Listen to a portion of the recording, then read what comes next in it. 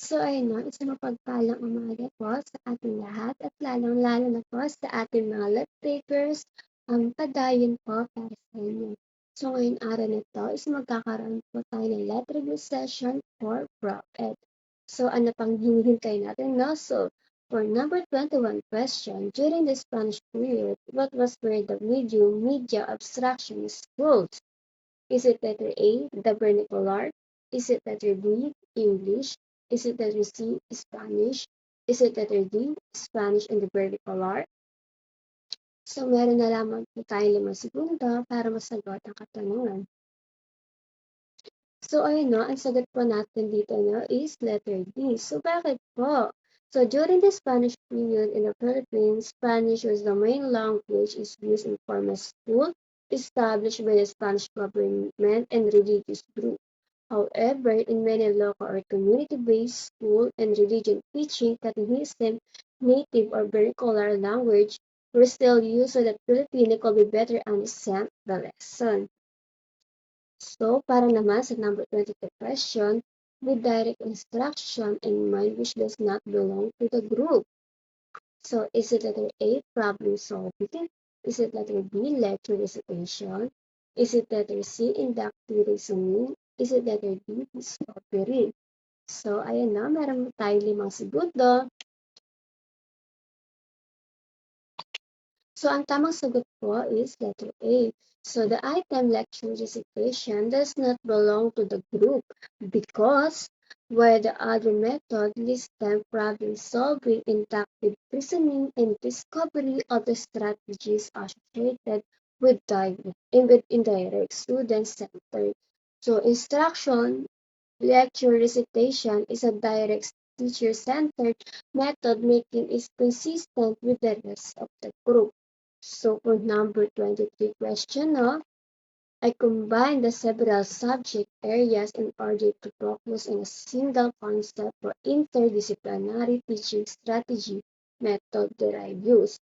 Is it letter A, problem-centered learning? Is it letter B, thematic instruction? Is it letter C, reading writing activity? Is it letter D, unit method? So, mayroon naman po tayong 5 segundo na para masagot ang katanungan. So, ayun no, ang sagot po natin no, is letter B.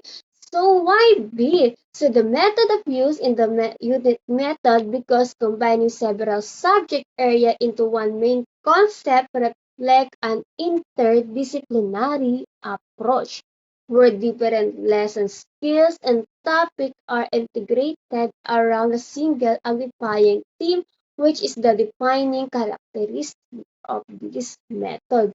So, for number 24 question, so I know, read the following, then answer the question.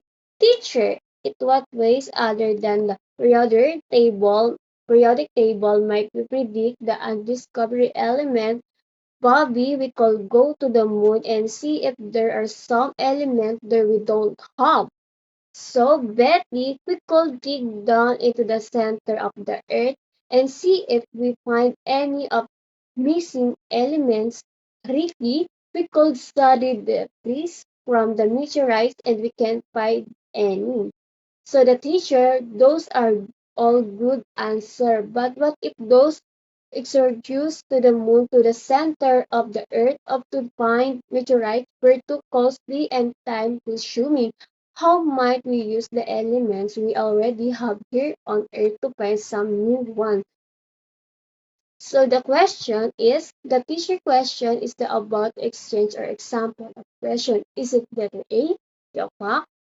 Is it letter B, concept? Is it letter C, direct? Is it letter D, close? So meron na lamang po tayo 5 segundo para po masagot ang ating katanungan number 24. So ayun no, ang sagot po natin sa number 24 is letter C, direct. So, direct question are clear and specific, requiring students to respond with a concrete answer or solution. They are straightforward and different from proving or indirect question which encourage exploration or reflection. So, ayun po yung sagot, letter C. So for the number 25, the question is, in his second item analysis, teacher H found out the more from the lower group got the test item number 6 right correctly. This means that the test item is it letter A has a negative discrimination power? Is it letter B has a lower validity? Is it letter C has a positive discriminating power? Is it letter D has a high reliability? So meron na lamang po tayong 5 segunda para po masagot ang ating katanungan. So ayun no, ang sagot po natin sa number 25 is letter B. So why? Why no? So teacher H discovered the more student from the lower group answer item number 6 correctly. When this happened, it often means that test items did not measure what it was supposed to measure because students with lower ability perform better than the higher ability of group.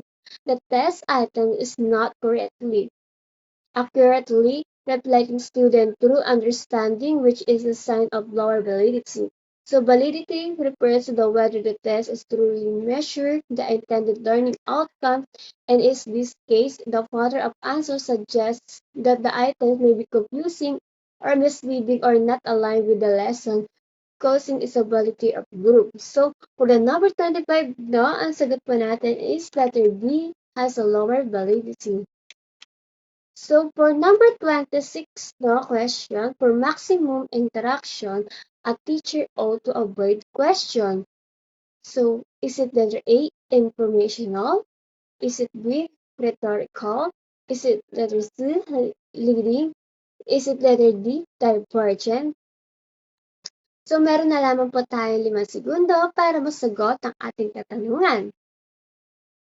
So I know ang sagot po natin is letter C, leading. So bakit? Teachers should be avoid leading question if they want to maximum interaction because leading question already hint or suggest the expected answer, thereby reducing student opportunity to think independently, explore idea freely, and engage in deeper classroom participation.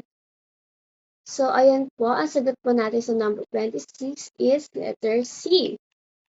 So for number 27, the teacher's first task in the selection of media in teaching is to determine the A. Choice the student, B. Availability of media, letter C. Objective of the lesson, letter D. Technique to be used.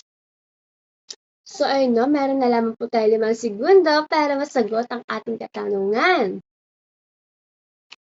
So I know ang sagot po natin is letter C. So the teacher first task in choosing appropriate teaching media is to determine the objective of the lesson since identifying what students are expected to learn provide the foundation and direction for selecting materials that will best support and achieve those intended outcomes. So for number 28 question, Principal B tell her teacher that training in the humanities is more important, to which educational philosophy does it adhere. So is it letter A, essentialism? Is it letter B, realism? Is it letter C, progressivism? Is it letter D, essentialism? So meron na lamang po tayong 5 segundo para masagot ang ating katanungan. So ayun no, ang sagot po natin is letter E, existentialism. So the principal emphasis on training in the humanities align with existentialism because these philosophies values subjects that help individuals explore meaning, personality, choice, identity, freedom, and human experience, all of which are central themes in humanities in education. So, yan po, ang sagot po natin sa number 28 is essentialism. So, for number 29 question is, who among the following needs less verbal counseling but needs more concrete and operational forms of assistance? If she held childhood, so is it letter A has a mental retardation? Is it letter B, has attention deficit disorder? Is it letter C, has learning disability? Is it letter D, has conduct disorder? So, meron na lamang po tayong 5 segundo para masagot ang ating katanungan.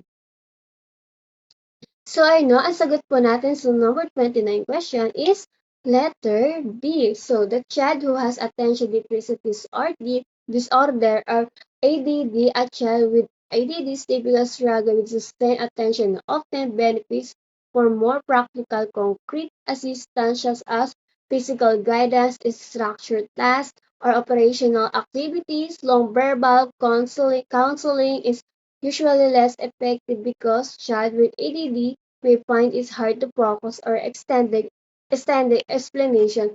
Therefore, they need to more hands-on and direct support rather than long verbal discussion matching the description in the item. So, sagot po natin sa number 29 is letter B, has attention deficit disorder. So, para naman po sa ating panghuli sa lahat is number 30 question. So, after giving an input, a good paragraph, Teacher W asks her student to rate a given paragraph along the elements of a good paragraph. So the student task is a level of, is it letter A, application?